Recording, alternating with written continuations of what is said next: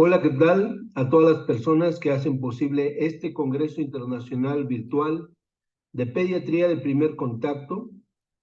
En primer lugar, al académico doctor Eduardo Antonio Lara Pérez, por supuesto al comité organizador del Congreso, a los profesores que en él participan y por encima a todos los asistentes a este evento. El tema de hoy constituye un tópico de interés mayúsculo para el mundo, en particular para las nuevas generaciones, y es ahí donde el pediatra de primer contacto y otros profesionales afines a la salud, la educación y el desarrollo humano viven la oportunidad de cambiar la historia. Hablar del cambio climático y del estrés hídrico es colocar en la mesa del conocimiento y del análisis los procesos que vive el planeta en los últimos 3 siglos, como consecuencia de las actividades humanas y cómo esto se ha constituido como la amenaza más grande para la humanidad. Un fenómeno que ya se vive, una problemática que trasciende a todo el mundo y que presume sujetarlo a una crisis inminente de fenómenos climáticos, sanitarios y económicos, entre los cuales debemos incluir la falta de agua para cubrir las necesidades esenciales de la población.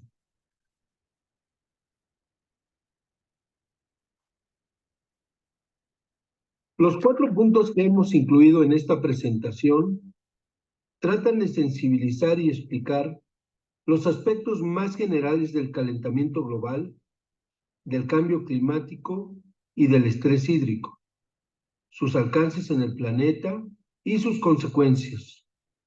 Hablaremos también de las observaciones y propuestas que, aunque limitadas en el escenario de la salud, están siendo colocadas para su conocimiento y aplicación en favor de crear nuevas generaciones que hagan algo por el planeta y por su supervivencia.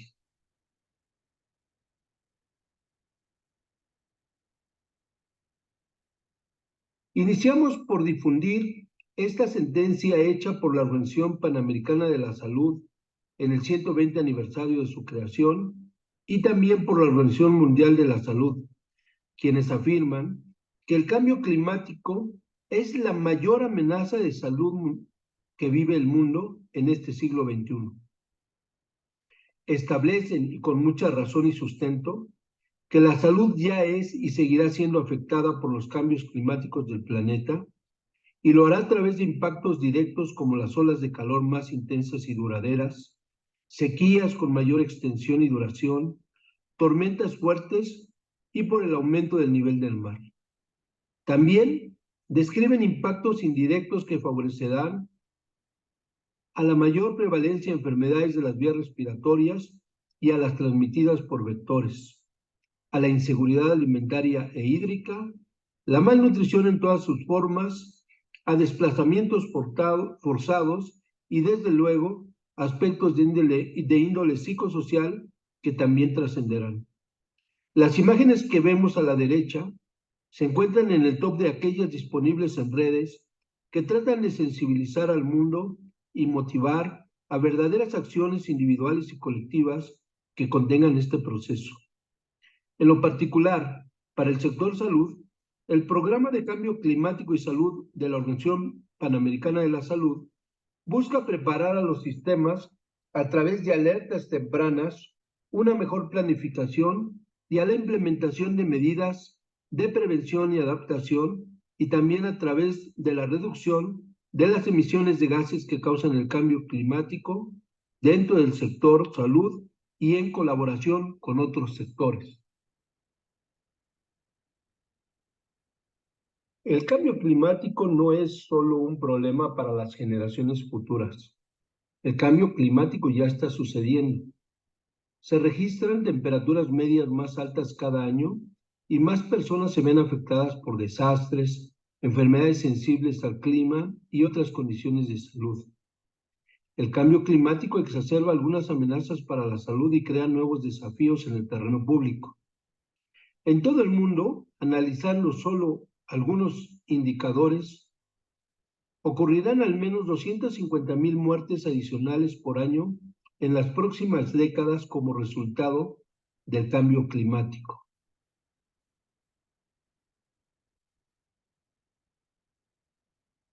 El sector salud tiene un papel importante que desempeñar en la reducción de las emisiones de gases de efecto invernadero, que son la causa del cambio climático.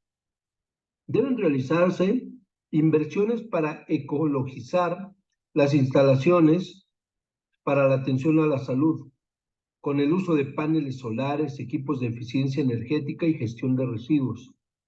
A nivel mundial, solo alrededor del 0.5% de la financiación climática multilateral se atribuye a proyectos de salud. Por mencionar algo, las instalaciones de atención médica también necesitan ser seguras y permanecer operativas durante y luego de desastres. En las Américas, por ejemplo, un 67% de las instalaciones de atención médica estarán ubicadas en áreas proclives a desastres. En la última década, por ejemplo, 24 millones de personas quedaron sin acceso a la atención médica por meses debido a los daños de la infraestructura ante desastres derivados de aspectos climáticos.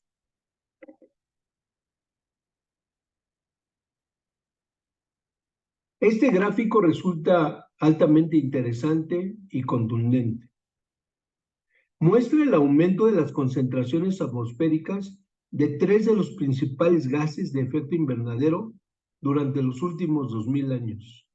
Todos sabemos que la edad de la Tierra se presume alcanza 4.5 billones de años.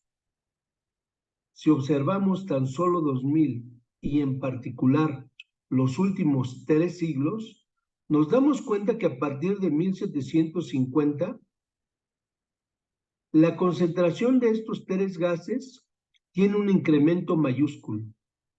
Tomando en consideración la aseveración de James Watt sobre que en 1760 se enmarca el inicio de la Revolución Industrial, no existe otra razón más que esta y los efectos que conlleva, los que han propiciado una elevación del calentamiento de la Tierra derivado de los efectos invernadero de la emisión de gases que cuentan con esta capacidad y efecto.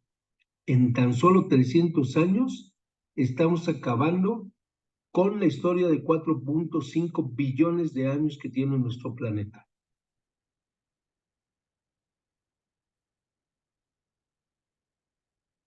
Reconociendo las fases que ha tenido la revolución industrial, desde su origen hasta lo que hoy conocemos, la fase 5.0 de la misma en la robotización, parecería que son las primeras 3 fases las que más nos harían pensar en el impacto climático que podría tener el resultado de este proceso generado por el desarrollo industrial.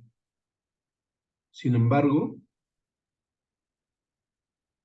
como observamos en esta lámina, en donde se relaciona la revolución industrial y el cambio climático, nos damos cuenta claramente que si bien es cierto que a partir de 1850 parece haber una gradual elevación con algunos picos que se dieron en un primer centenar de años, es a partir prácticamente de la década de los 70 del siglo XX en que el incremento es constante. Y es particularmente interesante observar que la curva de color rojo que vemos en la gráfica nos distingue que son las actividades donde participa el ser humano las que más abonan al incremento de la temperatura del planeta, mientras que las que son de carácter natural, si bien es cierto que abonan, el impacto es totalmente menor.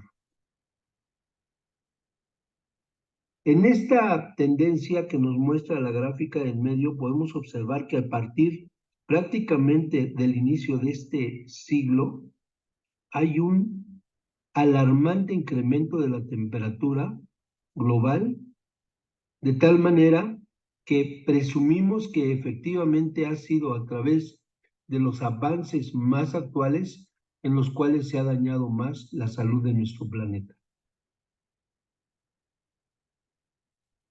El calentamiento global como tal se constituye por la absorción de la energía solar por parte de la Tierra.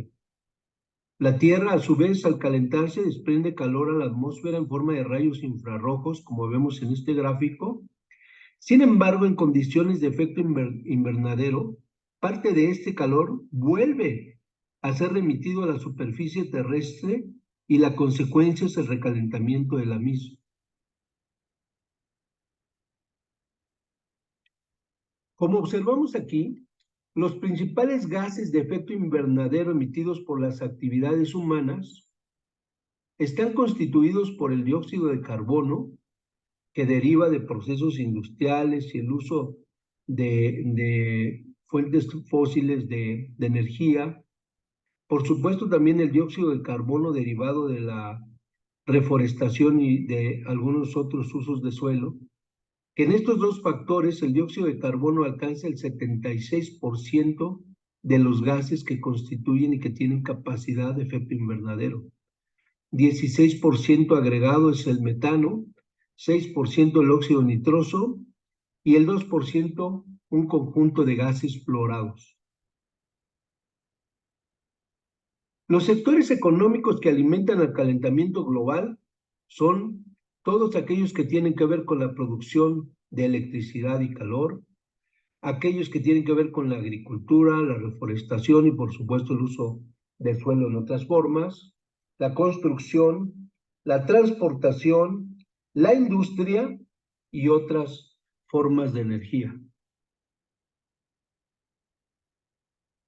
Resulta paradójico observar que dentro de los países que más abonan al calentamiento global son aquellos que son considerados países de alto desarrollo y por supuesto aquellos que son los más poblados.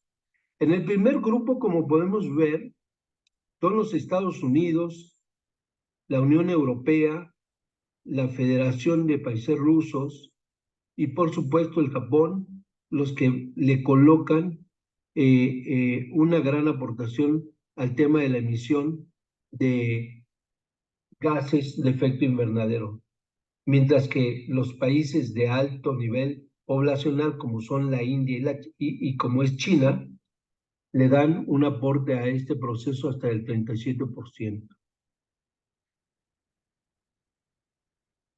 Los efectos del cambio climático sobre la salud humana son mayúsculos. En esta diapositiva he tratado de agrupar lo que la Organización Panamericana de la Salud y la Organización Mundial de la Salud nos señalan. De efectos directos, se provocan lesiones, enfermedades y defunciones por fenómenos ecológicos, olas de calor más habituales y duraderas, mortalidad y agotamiento por exceso de calor, agravamiento de enfermedades respiratorias y cardiovasculares, y pérdidas humanas, sanitarias y materiales por desastres, tormentas, huracanes, tornados e inundaciones que lamentablemente están cada día más cerca de nosotros y son también más frecuentes. En cuanto a los efectos indirectos a través de sistemas naturales, tenemos las enfermedades respiratorias y alérgicas, que van a generar el agravamiento de enfermedades como el asma y otras entidades alérgicas, mayor mortalidad por enfermedad respiratoria y también cardiovascular. En cuanto a enfermedades transmitidas por alimentos y el agua, del 8 al 11% más de diarreas se calcula existen derivados de agua no saludable, un aumento de crecimiento y transmisión y persistencia de patógenos y cambio estacional de las enfermedades. Las enfermedades transmitidas por vectores se presume que tan solo por malaria se va a incrementar el número de casos de esta entidad de 25 a 50 millones del año 2020 al año 2080. En otros efectos indirectos, pero a través de sistemas socioeconómicos, el cambio climático afecta a la salud humana al promover inseguridad alimentaria e hídrica y además desnutrición. Por ende, tendremos más casos de cualquier forma de malnutrición y en particular por deficiencia. Se promoverá el ciclo de desnutrición e infección, habrá retraso del crecimiento y del desarrollo infantil. En la salud laboral y grupos vulnerables, se presume que se incrementará el sufrimiento de estos grupos poblacionales y habrá una reducción de la capacidad, la resistencia y la salud laboral. Y finalmente, algo que no se considera, pero que también es válido tomar en cuenta, es el desplazamiento forzado, el estrés y las enfermedades mentales. Se presume un aumento del estrés en los enfermos ya de este tipo de entidades y una mayor tasa de ansiedad, angustia, depresión, sensación de pérdida y psicopatías complejas derivadas de las consecuencias del cambio climático en diferentes regiones del planeta. Apenas en este mes, en el volumen en español de National Geographic, se puede leer en su página 48 que en el curso de los últimos siglos, como ya había descrito, hemos excavado, talado, quemado, perforado, extraído, despojado, forjado, incendiado, lanzado, conducido y volado para sumar 2.4 billones de toneladas de dióxido de carbono a la atmósfera de la Tierra. De tal manera que, como se muestra en su portada, la carrera por salvar al planeta podrá en sí mismo ser resuelta. ¿Podrá la tecnología ayudarnos a remediar las consecuencias del cambio climático? En ese contexto, y para ir señalando algunos aspectos muy puntuales que también ya vivimos y que en realidad parece no darse la respuesta que merece a la circunstancia, tenemos que hablar de una de las expresiones más preocupantes que tiene el efecto del cambio climático. Particularmente hablemos del estrés hídrico, una amenaza latente y subestimada. Como podemos ver en este mapa colorimétrico del mundo, existen zonas, aquellas que observamos aquí en tonos más oscuros hacia lo que es el guinda, son las zonas de alto riesgo. Podemos destacar en América particularmente los Estados Unidos de Norteamérica, los Estados Unidos mexicanos y hacia el cono sur particularmente sería Chile y un poco Bolivia. Pero observamos otras áreas del mundo y particularmente destaca la península ibérica, la itálica, también la península griega y la zona del Medio Oriente, la India y algunas regiones muy particulares de China y de la Rusia actual. Sin embargo, existen en todo el planeta algunos puntos que nos sugieren que las condiciones de estrés hídrico son cada día mayores. El concepto de lo que es el estrés hídrico describe aquella circunstancia en que la demanda de agua potable y utilizable excede los recursos hídricos disponibles necesarios para satisfacer las necesidades humanas y ambientales en un área geográfica determinada o cuando su calidad limita su uso. De todo el agua potencialmente utilizable en el mundo, el 70% es para la agricultura, el 19% se destina para el consumo industrial y el 11% para usos domésticos. Desde luego que llama la atención que la gran mayoría del agua utilizable se dirige a la agricultura y tendríamos que informar que no necesariamente es una agricultura para la producción de alimentos de consumo humano. Todo lo contrario, se dirige mucho para lo que es el alimento de consumo de ganado. Es decir, el costo de la producción de carne que consume el ser humano tiene un precio bastante alto a través del consumo del agua potencialmente consumible por él.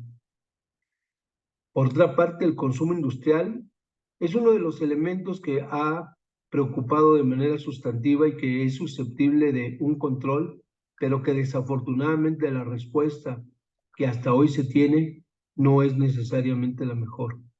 Por otro lado, parecería poco que solo el 11% del agua utilizable en el mundo sea para usos domésticos. Pero señalaba que si tan solo el ser humano regulase la cantidad de carne que come, tanto en cantidad como en frecuencia, podría generar una menor demanda de este alimento y con ello podría reducirse la necesidad de una producción que ha sobrepasado las necesidades que tiene el humano de consumo de este alimento. Alarmante que en esta triple amenaza que tenemos, donde las enfermedades, los riesgos climáticos y el agua, el saneamiento y la higiene inseguros crean una combinación mortal para los niños, cerca de 600 millones de ellos vivirán en áreas con recursos hídricos extremadamente limitados para el año 2040, según el UNICEF.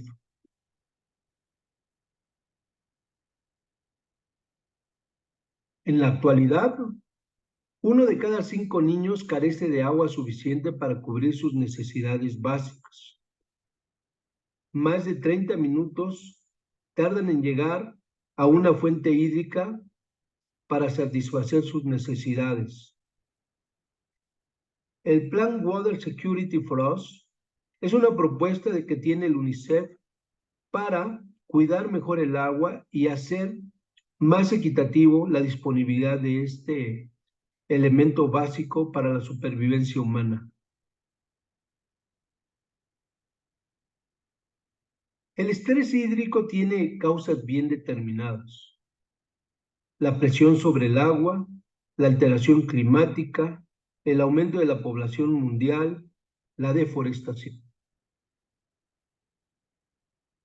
Hablando en particular de cada una de las causas, hablar de la presión sobre el agua es hablar del calentamiento global que altera el ciclo del agua y dificulta el acceso al agua potable.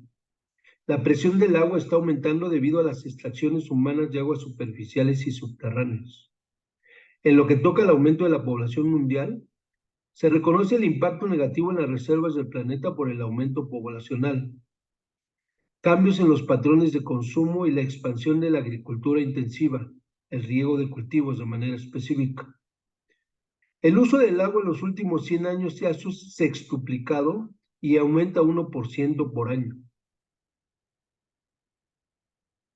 En cuanto a la alteración climática como causa del estrés hídrico, se sabe que los desastres naturales y las inundaciones interrumpen el suministro de agua y crean riesgos de epidemias. El aumento de la temperatura acentúa el secado del suelo debido al aumento de la evaporación. Sobre la deforestación, los árboles son fundamentales para el proceso de la lluvia y la producción del oxígeno. Como sabemos, sus raíces retienen agua en el suelo y sus hojas, al transpirar, producen y mantienen la humedad en el aire. La deforestación altera el ciclo del agua y provoca sequías y desertificación cada día más amplias.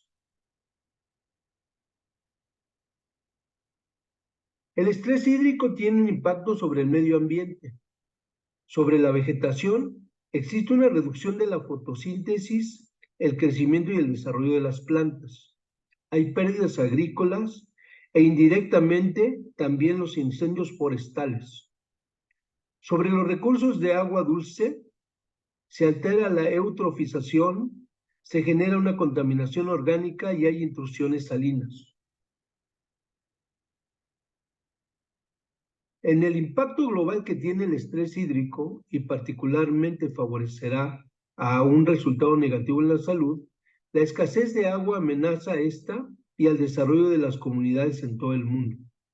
El impacto específico se estima que más de 2.000 millones de personas en todo el mundo carecen de acceso al agua potable y más de la mitad de la población mundial carece de acceso a servicios sanitarios adecuados.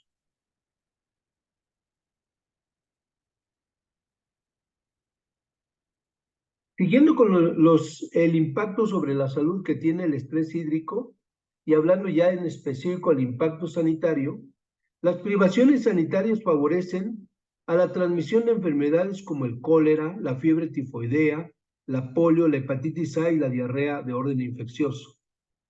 Por otro lado, el impacto de la escasez de agua dificulta la agricultura, amenaza el acceso a los alimentos, provoca hambre aguda y crónica y expone a los menores de edad a enfermedades relacionadas con la malnutrición, particularmente desnutrición, retraso del crecimiento y emaciación, y a enfermedades crónicas en otro sentido como obesidad, diabetes mellitus tipo 2, enfermedades cardiovasculares y otras.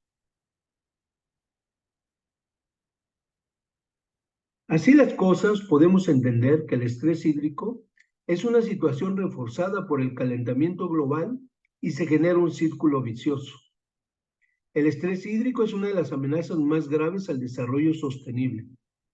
Debido a las precipitaciones desiguales, un clima más cálido con más CO2 en la atmósfera generará que más de 2.000 millones de personas no tengan acceso adecuado a uno de los elementos esenciales para la vida, el agua potable. Y se estima que esta cifra aumente un 35% para el próximo 2025.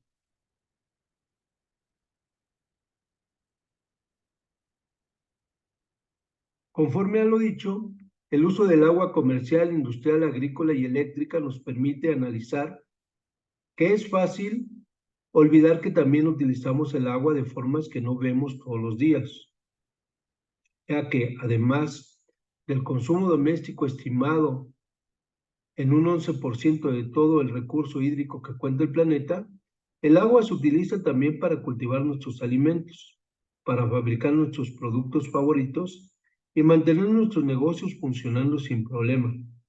Es decir, en nuestra posibilidad está optimizar nuestra alimentación, hacer un uso adecuado de los productos que nos generan placer y mantener nuestros negocios en la forma optimizada de generar gasto energético mínimo, gasto de luz reducido, un consumo de agua más ordenado, vigilar fugas, pérdidas que no deben de ocurrir.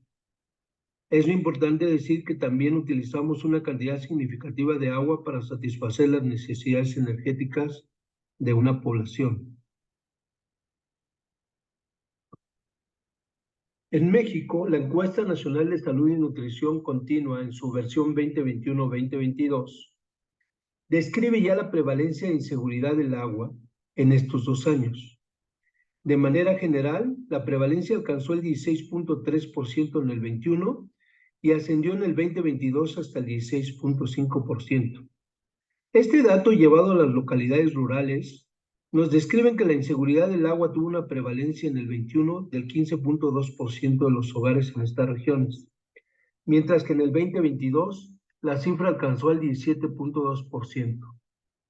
Es muy interesante observar en las diferentes regiones descritas por la ENSANUD, que son precisamente la región frontera con una prevalencia del 24.9%, la región Ciudad de México, Estado de México con una prevalencia del 19.9%, la región Centro-Norte con 18.2% y la región Centro con una prevalencia del 15.6%, las más afectadas en México. Ya tuvimos un ejemplo de ello que se vivió en el estado de Nuevo León, en donde la condición de estrés hídrico fue ya palpada por la población y que se evidenció una respuesta de una magnitud que no correspondió con la circunstancia que se vivía. El perfil evolutivo que tiene el estrés hídrico fue señalado desde el 2008 en una investigación generada en la Universidad Nacional Autónoma de México, en donde ya se predecía la circunstancia actual que se vive. Es decir, que ha habido una latencia en torno a la respuesta de un señalamiento estimado por diferentes investigadores de que la condición de estrés hídrico que vive México es cada día más alarmante, de tal forma que, de no dar un cauce positivo con estrategias que protejan el vital líquido, presume en un tiempo no lejano una crisis en todo nuestro país.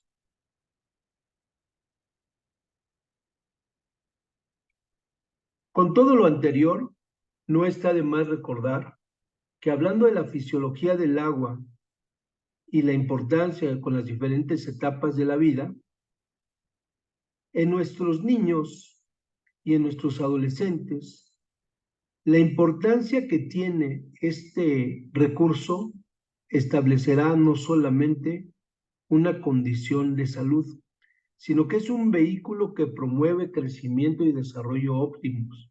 La influencia sistémica que tiene el consumo adecuado de agua, de fuentes hídricas saludables, es decir, aquellas que no proveen riesgo para quienes las consumen, tiene que establecerse como una prioridad y desde luego, hablando del consumo de agua potable y de calidad segura, debe estar establecido desde etapas tempranas de la vida para beneficio y bienestar de las nuevas generaciones. La relevancia sistémica como componente orgánico no se centra en hablar que gran parte del organismo de un ser humano es agua. Tenemos que observar, como se muestra en la lámina, que es un determinante estructural y funcional en prácticamente en todas las edades y circunstancias biológicas. Nos damos cuenta que como estructura alcanza el 75% de lo que es el cerebro, el 83% de lo que es la sangre, el 68% de lo que es el hígado, el 83% de lo que es el riñón, el 76% de lo que es el músculo, el 22% del esqueleto, el 75% del intestino, el 76% del vaso, el 79% de los pulmones, el 79% del corazón y el 72% de la piel, sin olvidar al tejido adiposo, el cual constituye el 10%. Como estructura, entonces, es fundamental entender la necesidad de la suficiencia de agua. Pero si precisamos en cada uno de estos sistemas y órganos el efecto funcional que tiene la suficiencia hídrica, le daríamos un valor doblemente importante. Los efectos sistémicos que puede tener el deficiente consumo de agua, que nos lleva a circunstancias no solamente de deshidratación, sino de malhidratación, se demuestra en una ruptura de lo que es el perfil alostático, es decir, el perfil adaptativo que puede tenerse ante diferentes retos.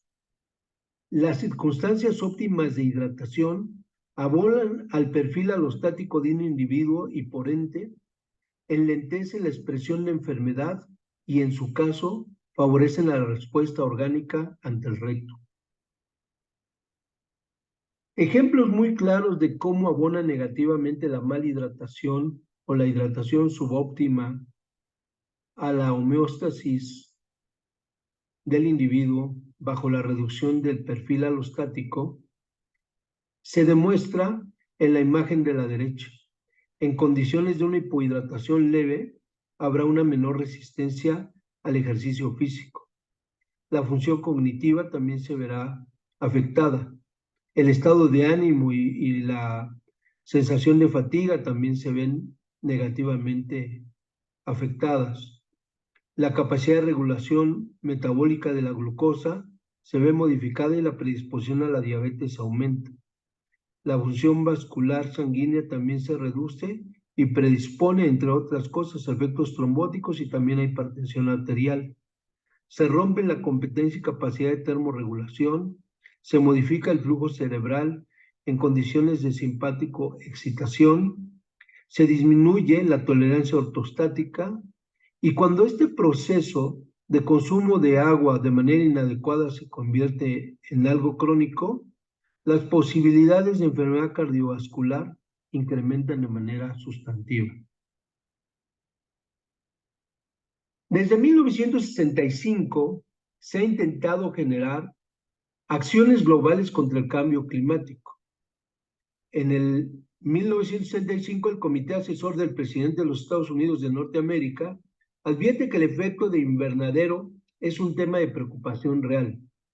Para 1972 se genera la primera conferencia sobre medio ambiente de la ONU Sin embargo, el cambio climático apenas figura en la agenda.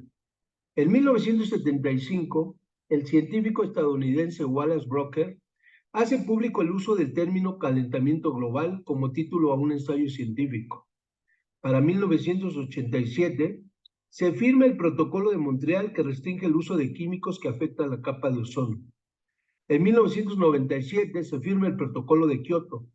Las naciones desarrolladas prometen reducir sus emisiones en un promedio del 5% para el periodo entre el 2008 y 2012, con grandes variaciones en las metas de cada país. El Senado de los Estados Unidos declara inmediatamente que no ratificará el tratado.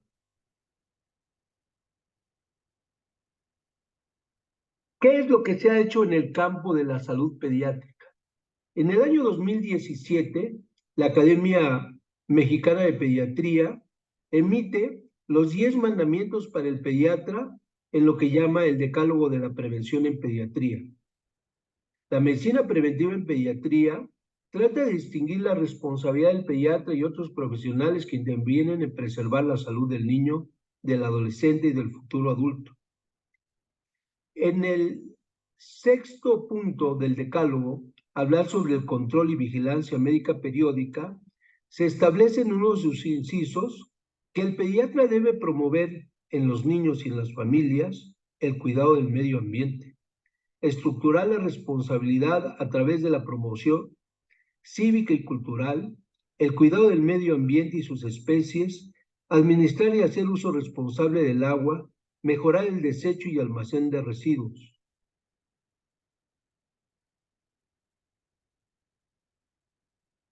Más adelante, en el año 2021, se publica esta guía para el pediatra para la información sobre cambio climático en el ámbito de la atención primaria. La intención es cubrir estos 5 aspectos que todos tienen relación y secuencia. Habrán de desarrollarse los protocolos de detección que incluyen determinantes estructurales de los riesgos climáticos y para la salud, es decir, detectar y señalar aspectos de seguridad alimentaria, de fuentes de agua, seguridad de la vivienda, seguridad energética y valorar otros aspectos como la promoción de la salud que incluye beneficios para la salud y el planeta. Es decir, dieta sana, planeta sano. Generar las posibilidades de un transporte activo y juegos al aire libre, compromiso cívico. Un punto importante es la atención a todos los niños que considera y anticipa el riesgo climático. Esto quiere decir que habrá de cuidarse a niños con condiciones médicas complejas y en condiciones de desastres, aquellos que practican deportes en calor extremo, niños con asma, con alergias y aquellos que se exponen a la mala calidad del aire o a la presencia del polen. Es muy importante también la orientación anticipatoria que está determinada por el cambio climático. En ese orden, nunca dejar desatendidos a los niños en vehículos, generar seguridad contra el calor y el sol, seguridad en las calles, acceso a las alertas de salud pública, prevención de enfermedades transmitidas por vectores y daños emergentes. Y generar una red de recursos comunitarios de referencia que estén disponibles y se centren en las preocupaciones de la población. Los pediatras, así, pueden apoyar la preparación y adaptación sobre el clima y la salud pública centradas en las necesidades, la equidad y la salud de los niños.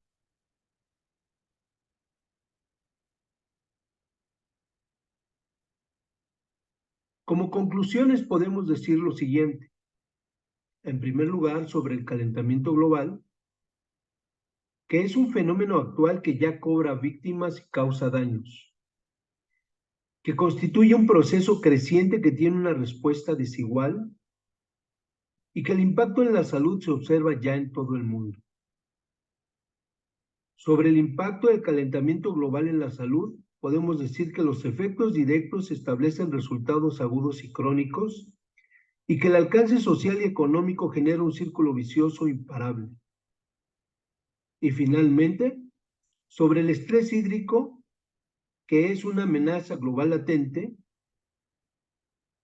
señalar que 1 de cada 5 niños en el mundo no tiene acceso al agua, que la extensión del estrés hídrico alcanza a nuestro país y que el pediatra debe promover el cuidado del agua y del planeta. Muchas gracias.